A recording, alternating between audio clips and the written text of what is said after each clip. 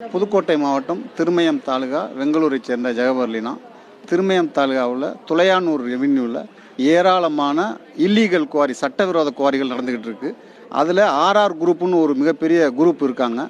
அவங்க சமீபத்தில் 70,000 டாரஸ் லாரிகள் சக்கையை திருடி கொண்டே ஒரு இடத்துல பதுக்கி வச்சுருக்காங்க.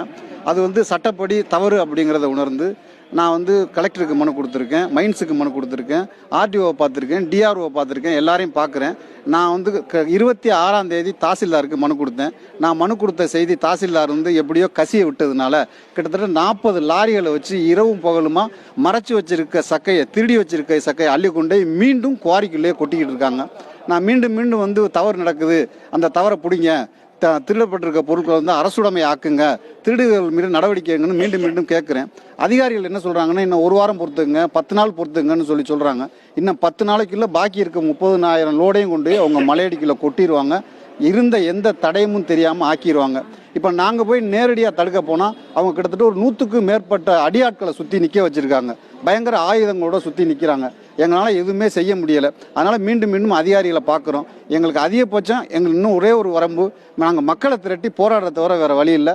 மிக விரைவில் அநேகமாக வெள்ளிக்கிழமை மக்களை திரட்டி மிகப்பெரிய போராட்டம் நடத்துவோங்கிறத தெரிவிச்சுக்கிறேன்.